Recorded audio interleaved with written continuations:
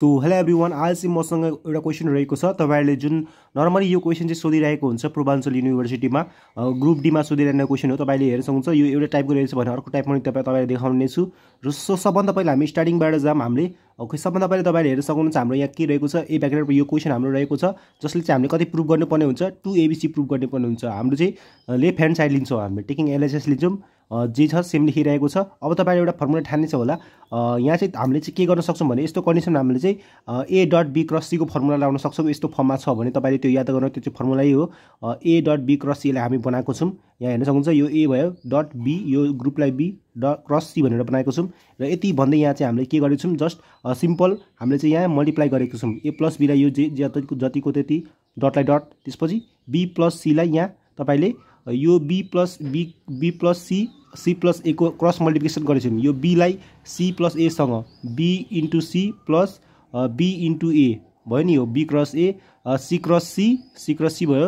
अब त्यसपछि C cross ए भयो। यसरी नै हामीले यो गरेको छौँ। यो लाइन तपाईले बुझ्नुभयो होला। अझै एकचोटि तपाईलाई म भन्न चाहन्छु, B cross A plus C cross A बिचमा प्लस छ, त्यही भएर प्लस दिएको छौँ यहाँ हामीले।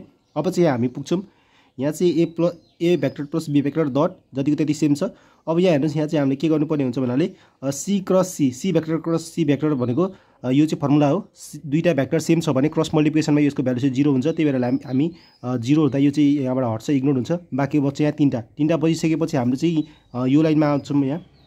अब यो तिनटै क्रस मल्टिप्लिकेसनलाई हामीले चाहिँ एसँग मल्टिप्लाई गर्छौँ र एकचोटि फेरि बीसँग मल्टिप्लाई गर्छौँ योलाई।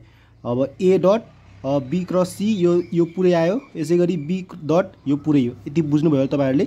अब यसलाई चाहिँ फेरि सिम्प्लिफाई फर्दर गरेछ। A dot B cross C, यसै गरी A dot B cross A, यसै गरी A dot C cross A. यो बुझ्नुभयो। यति सेम अरू सेम यही process B dot B cross C, B dot B cross A, यसै गरी B dot C cross A, यो सेम लेख्नुभयो।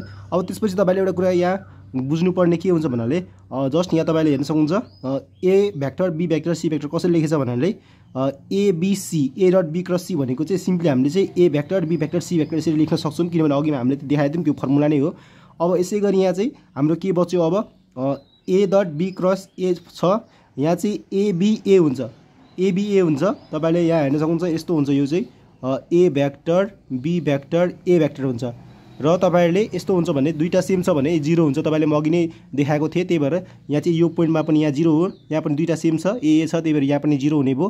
र यहाँ बीबी छ, त्यही भएर यहाँ पनि 0 हुने भयो। यहाँ बीबी छ, त्यही भएर 0 हुने भयो। रिमेनिङ बच्यो यो हामीले चाहिँ यो बच्यो र यो बच्यो, यो दुईटालाई हामी यहाँ लेखेको छौँ। यसै गरी यहाँ हेर्न सक्नुहुन्छ बीसीए छ भने जस्ट यहाँ हामीले बीसीए लेखेको छौँ र यसलाई हामी मिलाएर एबीसी पनि लेख्न सक्छौँ। एबीसी लेखेपछि 2 एबीसी हुन्छ। फाइनली हाम्रो चाहिँ प्रुफ गर्ने कुरा हाम्रो प्रुफ भइसकेको छ 2 एबीसी। तपाईँले हेर्न सक्नुहुन्छ यहाँ।